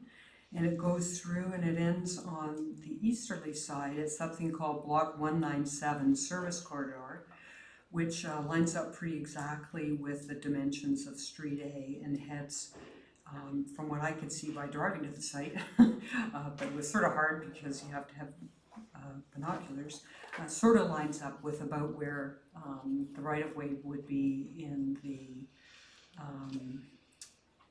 that stormwater report I mentioned that then hooks into the roundabout. Is that what that potential could cover? Yes, that's the issue that I talked about at the end of our presentation. Oh, okay, I get it. All right. Okay, so so I understand stuff, and I totally get this. In the absence of sort of long-range planning, some contingencies have been put in place in case, this was all to happen. So anyway, those are all my questions. Thank you.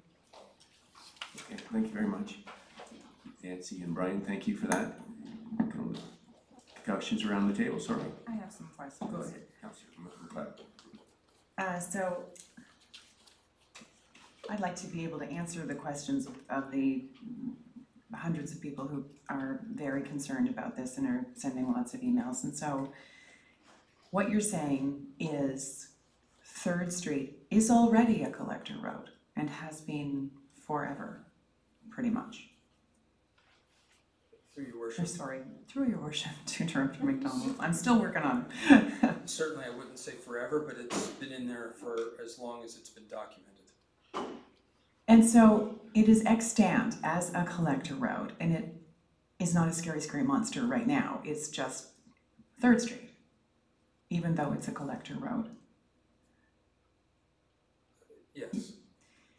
And so, and at this point, Cambridge coming up to connect to 3rd is really only going through this commercial development that has not yet been developed. At this point, that's the only actual plan we have on hand. That's the only plan that is planned at this point, yes. And it will include a roundabout. A roundabout, yes. So, if you'll indulge me for a minute, I'm driving home from the mountain and I'm coming up to Walmart and I take a right and I go into a power center with a roundabout. And if I come through that roundabout, provided I don't stop, I would go into an intersection that would stop at High Street, but I could go straight onto 3rd and into town. Is that the thought? And 30% of drivers on Mountain Road are anticipated to do that? That's the anticipation, but 30% of those drivers don't necessarily have to continue on 3rd Street. They can go around and go right down High Street to get to Poplar instead of going through the busy intersection. I don't think there has been any kind of numbers at 3rd and High as to how many would be anticipated to go to the downtown. It would be presumed that only those that wanted to go downtown would be the ones that would go downtown. But if it's someone that is trying to avoid the light at 1st and High to go to other destinations, they would go to those other destinations. And I don't know if this is a question you can necessarily answer, but through you, Your Worship, perhaps there's someone else on staff who can. I know that when I go to a new destination, I use an app called Waze, or sometimes I use Google Maps, and sometimes there are suggestions made that take you in very strange places as you do that. Do we have a way of controlling or figuring out whether our app using commuters are getting direction to go to deke into a commercial development with a roundabout to get to Blue? Do we know anything about that? I'm not sure who would be the right one to answer that. Sorry. Start with you, George. I'm not aware that you're talking very technical algorithms that follow and track everybody and. And we don't have any control over that. Do you know if we do? Nor do we know how they. Oh, I end up in Cookstown on my way to the 427? No. Yeah, okay. Thank you. Thank you for that. Thank you, Your Worship. Some questions? Councillor Madigan. I'm going to take it a different direction if I can, Mayor Saunderson. My question is going to be posed to the chief. With the fire department being put there, and then I'm not going to ask him to speak for the police station at the other end. But was there any rhyme or reason why the fire station was put there, sir? And if so, can you explain? Through you, Your Worship, to Councillor Madigan, yeah, it was a big consideration when we looked at property for the new fire station. As you know now, the police, the ambulance, and fire are all three located on that 3rd Street route. If you looked at 4 ways, we have 1st, 3rd, 6th, and Poplar to come across town. When I report back to you and give you stats for my NFPA requirements for response, it does eliminate my response time being having 3rd Street as an access across there. So when we looked at other sites, we said no, the corner of 3rd and High was our best location. Okay. So thank you. Just to follow up, so if you can explain to the people here and the people at home, NFP, so are there standard response times that you must fit into under Ontario legislation? Through you, Your Worship, to Councillor Madigan, absolutely. There's 1710, 1720, one's for a full-time, one's for a volunteer department, so we kind of split. And as you seen with my deputy did the presentation last week, he said that we're 90% of the time we're under 8 minutes response to any location in the town of Collingwood. So that's what I am meeting, and I would tell you if I wasn't meeting that. Thank you. Thank you. Lots of questions? Councillor Hamel, I'll come back to you last. Councillor Doherty. Thank you. And through you to the two directors. Is there anything, we do have a planned subdivision in place. It does right now anticipate that there would be signalization at High and Third. But is there anything to preclude that being reconsidered? Reconsidered on the basis of a traffic study that would be part of it, reconsidered on the basis of traffic calming study that we would be undertaking, reconsidered on the basis of fairly strong neighborhood input and concerns about the volume of traffic that might ultimately start going down 3rd Street. So are these things absolutely carved in stone, or can we look at it again? Through your worship, the developer is 90% designed. They are working towards fulfilling the draft plan conditions that have been set by the town.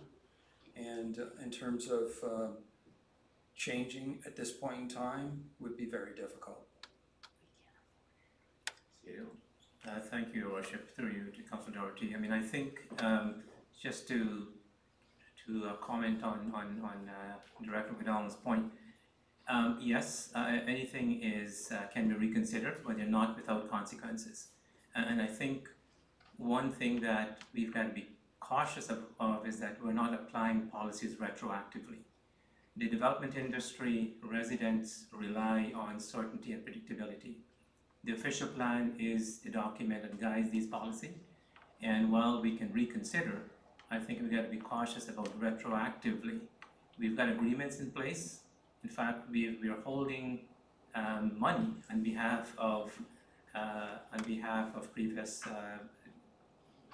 development. So to retroactively apply some of these policies would have, in my view, legal and financial consequences.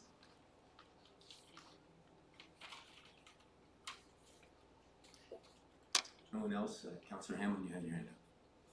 Thank you. So I wanted to follow up on the fire chief's answer to Councillor Madigan. If at this stage we were to defer the, because what's before us, of course, is whether to defer the traffic lights from being constructed in 2019 at High and Third. If that was to be deferred a year, would that have any impact on the fire trucks being able to use 3rd Street as they do today? Through you, Your Worship. Chief Parr? Through you, Your Worship, to Councillor, right now it's difficult for us to get out. I have lights on my truck that I control, the street lights.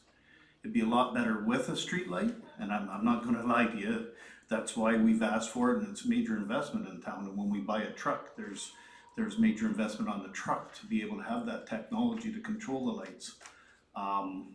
We've been able to adapt so far, so whatever council's wishes are what I'll have to work with and adapt to at the time. But you were, sorry, through you, Your Worship, I thought you were raising a concern that if the lights didn't go in there, you know, it sounded almost like immediately 3rd would not be available for your trucks to drive down. But you're not saying that. No, through you, Your Worship, no, not at all. We still need that corridor. That's what I was trying to intend, is it's one of my major routes in town to use for fire response. And that would be a shame to lose it in any manner. Right, thank you. My second question is, should the lights be in, you know, having looked at 3rd and all of this, it seemed to me, and this is my question, that the installation of lights at High and Third would be the first step in bringing to fruition, like first physical step, the implementation of this road network that we're seeing throughout the various planning documents that haven't yet come forward as an OP analysis. But am I right in thinking, like, we haven't widened Third, we haven't built anything, but the lights is sort of the first step in this project? John? Through your worship, in terms of widening or doing improvements on Third Street, one or the other, the lights or the improvements, they're not connected, but certainly putting the lights up would escalate the need to do the work on Third Street. And could you just explain what that work would be? So the intended work for Third Street, and is identified in our transportation study, is that you build the road to a similar standard of the existing Third Street, say east of Maple Street. So it's curb, gutters, wider section, sidewalk on both sides, and through the active transportation and there are plans for a bike route on that as well. And it would be similar standard that you would see on Ontario Street.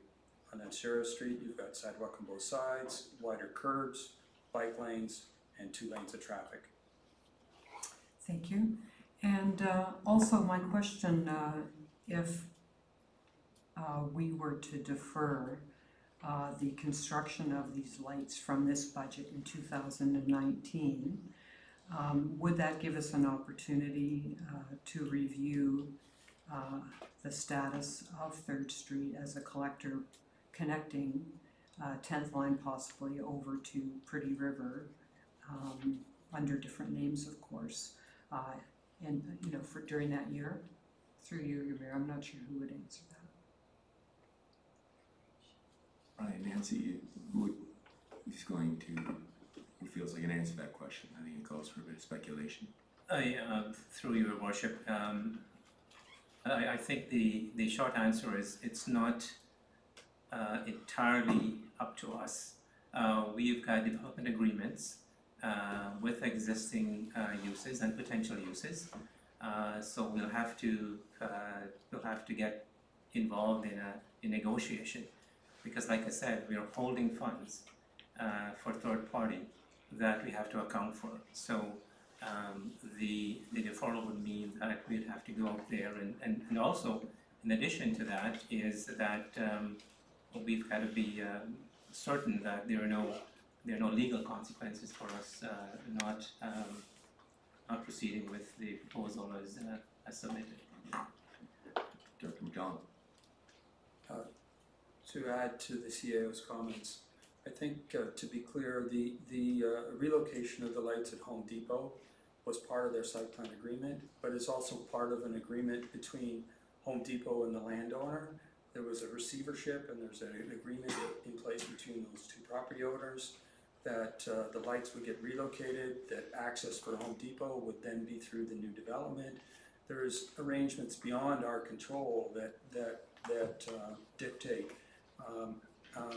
the relocation of the lights, the installation of lights. Another point, the installation of the traffic lights and the budget itself, it is the developer's responsibility to fully fund this project. It is a development project. When I say fully fund, it was not part of our anticipated budgets through our development charges until 2023. So the approach we took to the developer was, we don't have the funds to do our portion of a portion of the works. That would be not the relocation of lights, but the turning lanes, the 5th lane, lanes in improvements on Third Street were all part of our development charges, but they weren't anticipated till 2023 or beyond. So part of the negotiations through the draft plan as well as the subdivision is that the developer has to front end all this work. So the budget item that you're looking at now is 100% funded by the developer. And the reason why it's in the development or in the budget is because through our negotiations with the developer, it was felt that this part of the work would be best done by the town because it was on town property. But that doesn't say it has to go that way. The developer could do this in conjunction with the rest of their project. It's an obligation of the developer to do as part of his approval process. It was part of his draft plan conditions. There are some extra work in there that is part of the DCs. They kind of package into an intersection. There's a number of aspects that are included in the DCs, and there are parts that are excluded in the DCs. All of the work west of Third Street is 100% developer. Relocation of the lights is 100% developer. So the developer is front-ending this work 100%, and we would repay the DC portions through credits. His development will more than pay for those credits through when he builds his commercial properties. There'll be DCs coming to the municipality, and that would pay for it. And the amounts that are part of town costs, which are minimal, would be repaid to him in 2023, and it would be part of a front-ending development agreement that will come before council when we have all the information completed. Okay, well, and if I can just get clarification on that then, because I think there's very concerned people, residents in our community that are here tonight, and I want to get an understanding of a deferral of the $3 million, either through to the CAO or to Marjorie Linder or Director McDonald. Is that going to effectively stop the planning processes that are underway?